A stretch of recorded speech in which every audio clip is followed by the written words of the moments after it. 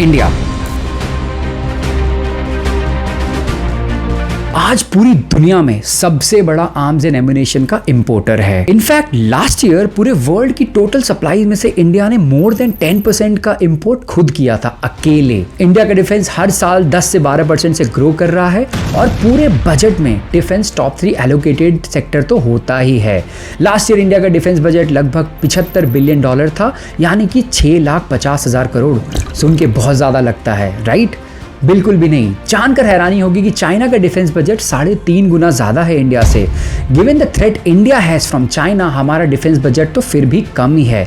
लेकिन इस बारे में हम किसी और वीडियो में बात करेंगे। आज वीडियो का विशेष मुद्दा ये है कि कैसे इंडिया के इस लंबे चौड़े डिफेंस बजट को दुनिया की सारी कंट्रीज एक्सप्लॉइट कर रही है, हमें अपने आर्म्स, एम्युनिशंस और डिफेंस इक्विपमेंट्स बेच कर।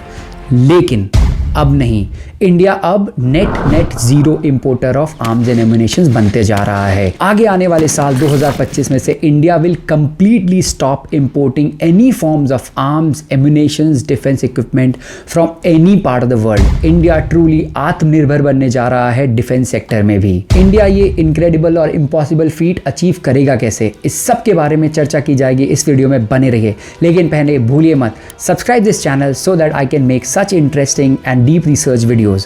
Let's go. India पिछले 10 सालों से DRDO के साथ मिलकर बहुत सारे प्राइवेट ऑर्गेनाइजेशंस को डिफेंस सेक्टर में घुसने के लिए बढ़ावा दे रहा है। इनफैक्ट आज इंडियन स्टार्टअप इकोसिस्टम में कई सारे ऐसे डिफेंस लेड स्टार्टअप्स हैं जो DRDO को कंपोनेंट जैसे कि ड्रोन, लाइडार, कैमराज, रेडार ये सब सप्लाई करते हैं। क्या आपको पता है आज इंडिया के पास इन हाउस R&D से लेके मैन्युफैक्चरिंग कैपेबिलिटी है to produce these equipments. State of the art 155 millimetre artillery gun system called Dhanush, surface to air missile system Akash, helicopters like Cheetah and Dornier 228, light combat aircraft Tejas, submarine like INS Kaveri or INS Kandheri, integrated air command and control system, and finally all made in India advanced star artillery gun which is called ATAG, जिसको हाविजर gun भी कहते हैं। लेकिन कुछ साल पहले की ही बात है जहां इंडिया एक कोल्ड वेदर जैकेट से लेके 80% arms, ammunitions and defence equipments import करता था। सडनली सब कुछ इन हाउस बनने कैसे लग गया? इन हाउस बनने से लेकर 2025 में इंडिया नेट एक्सपोर्टर भी बनने जा रहा है। ये चमत्कार हुआ कैसे? इंडिया की इस डिफेंस स्टोरी का एक बहुत बड़ा किरदार है इंडियन स्टार्टअप इकोसिस्टम। एक उदाहरण लेते हैं। जो विंटर क्लोथिंग जैकेट की मैं बात कर रहा हूँ, एक इंडियन स्टार्टअप ने नेटिवली R&D करी, डिज़ाइन करी और प्रोड्यूस करके प्रूव भी कर दिया कि ये जैकेट हम इन हाउस बना सकते हैं। आज पूरे इंडिया में सियाचन से लेके हिमालय से लेके हर वो पीक पे जहाँ पे इस जैकेट की आवश्यकता लगती है, ये इंडियन स्टार्टअप सप्लाई करता है। ऐसी तमाम बहुत सारी स्टोरीज हैं जहाँ पर स्टार्टअप्स ने इन हाउस R&D करके डिज़ाइन किया और मैन्युफैक्चर करके DRDO और पूरे डिफेंस को इन हाउस सप्लाई करना स्टार्ट कर दिया। इनफैक्ट 2025 के एंड तक इंडिया $25 बिलियन का डिफेंस प्रोडक्शन करने का दावा करता है और तो और इसमें से वो $5 बिलियन एक्सपोर्ट भी करना चाहते हैं। कुछ ही सालों के अंदर हम नेट इंपोर्टर से अब नेट एक्सपोर्टर बनने जा रहे हैं। कुछ अहम कदम उठाए हैं नरेंद्र मोदी गवर्नमेंट ने पिछले कई सालों में, जिसका फल अब आगे आने वाले कई सालों तक देश खाने वाला है। आइए देखते हैं। पहला change, defence corridor ecosystem. Indian government ने पूरे देश में 2 स्टेट चूज किए, यूपी और तमिलनाडु, जहां पर उन्होंने इंडस्ट्रियल डिफेंस कॉरिडोर सेट किए। इसका सीधा मतलब ये है कि उन्होंने स्पेसिफिक जोन्स बनाए जहां पर investment, infrastructure support, R&D support, logistical support for manufacturers who could manufacture defence related goods. In fact ये ऐसा जोन था जहां पर किसी भी कंपनी को हर तरीके का सपोर्ट मिलता to produce and manufacture defence related goods. दूसरा सबसे main reason, import ban. India ने मेटिकुलसली एक लिस्ट प्रिपेयर करी जहां पर 2500 से भी ज़्यादा आइटम्स मौजूद थे जिन पर गवर्नमेंट ने सख्त बैन लगा दिए थे कि कोई भी ऑर्गेनाइजेशन, चाहे वो प्राइवेट हो चाहे वो पब्लिक हो, इसको इंपोर्ट नहीं कर सकता था। आर्टिलरी गन्स, रेडार, लाइडार, इन सारे आइटम्स पे गवर्नमेंट ने बैन लगा दिया और कहा कि इन सारे आइटम्स को इंडिया में ही बनाना होगा। यहाँ पर मेक इन इंडिया बहुत ज़्यादा कारगर साबित हुआ। तीसरा सबसे अहम और इम्पॉर्टेंट रीज़न जिसकी वजह से इंडिया आज नेट एक्सपोर्टर बनने जा रहा है आर्म्स एंड एमुनेशंस में। स्ट्रेटेजिक पार्टनरशिप्स, इंडिया डिफेंस में प्राइवेट प्लेयर्स की कंट्रीब्यूशन जीरो थी up until this rule.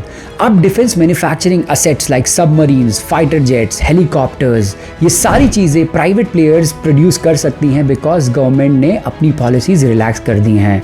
They have invited players like Tata group, L&T, Mahindra, Bharat Forge, इन सारी कंपनीज को इन्वाइट करके कॉन्ट्रैक्ट्स दिए जा रहे हैं कि आप भी डिफेंस रिलेटेड इक्विपमेंट्स और गुड्स मैन्युफैक्चर करो। इनफैक्ट 2023 में सरकार ने लगभग 606 लाइसेंसेस बांटे हैं across 369 companies to do R&D and manufacture defence related goods and equipments. 2021 में प्राइवेट प्लेयर्स का जीरो कंट्रीब्यूशन से लेके 2023 तक 20% contribution by private players. This was single handedly the most important and successful policy by Modi government in making India the net exporter of arms and ammunition. चौथा सबसे बड़ा reason, startups and MSME ecosystem of India. Indian government startups और MSME को भर के promote कर रही है। आज startups, MSME, individual creators, researchers, सबको इंसेंटिव्स है गवर्नमेंट के साइड से to get entry into defence sector of the country. In fact last year government ने 500 करोड़ से ज़्यादा फंडिंग अनाउंस करी है डिफेंस स्टार्टअप्स के लिए। आज इंडिया में इन सारी पॉलिसीज़ के चलते more than 14,000 MSMEs and 350 startups registered हैं जो स्पेसिफिकली इंडियन डिफेंस इकोसिस्टम के लिए कुछ कंपोनेंट्स या प्रोडक्ट्स बना रहे हैं। पांचवा सबसे बड़ा reason, FDI, foreign domestic investment. Government ने अपनी पॉलिसीज को बहुत ज़्यादा रिलैक्स कर दी है। अब 75% डायरेक्ट राउट और 100% गवर्नमेंट राउट के थ्रू कोई भी कंपनी बाहर की इंडिया में डिफेंस इंडस्ट्री में इन्वेस्ट कर सकती है। बहुत जल्द हम ये भी देखेंगे कि राफेल जेट फ्रांस में नहीं बन रहा है, वो इंडिया में ही मैन्युफैक्चर हो रहा है और पूरे वर्ल्ड को सप्लाई हो रहा है इंडिया से। ऐसा ही कुछ हुआ था एप्पल आईफोन को लेकर, जहाँ पे वर्ल्ड का 1/4 यानी कि 25% आईफोन आज इंडिया में मैन्युफैक्चर होता है, पूरे वर्ल्ड में एक्सपोर्ट होता है। ये थे इंडियन पॉलिसी की सबसे बड़ी विन। एक एक करके गवर्नमेंट के लिए सारे डिसीजंस जैसे import ban on certain list of items, defence corridor banana, strategic partnerships with private players, FDI, startup and MSME ecosystem को बनाना, ये सारे की सारी पॉलिसीज गवर्नमेंट की हिट होती गई और आज इंडिया का डिफेंस इंडस्ट्री नेट एक्सपोर्टर होने वाला है। ये इंडियन गवर्नमेंट की one of the most underrated and successful story है। ये टर्न अराउंड हुआ है पिछले 10 साल के अंदर under Modi government and his leadership. मैं आशा करता हूँ आपको कुछ इंटरेस्टिंग और नया तो जरूर जानने को मिला होगा इस वीडियो से। हमारा देश तरक्की कर रहा है, मैं इस वीडियो के माध्यम से आपको यही बताना चाहता था। अगर आप ऐसे ही डीप रिसर्च, इंसाइटफुल और स्टोरी वाली वीडियोस देखना चाहते हैं तो सब्सक्राइब करिए ये चैनल एंड ये शेयर करिए अपने फ्रेंड्स, फैमिली के साथ जो इंडियन डिफेंस के बारे में थोड़ा और जानना चाहते हैं।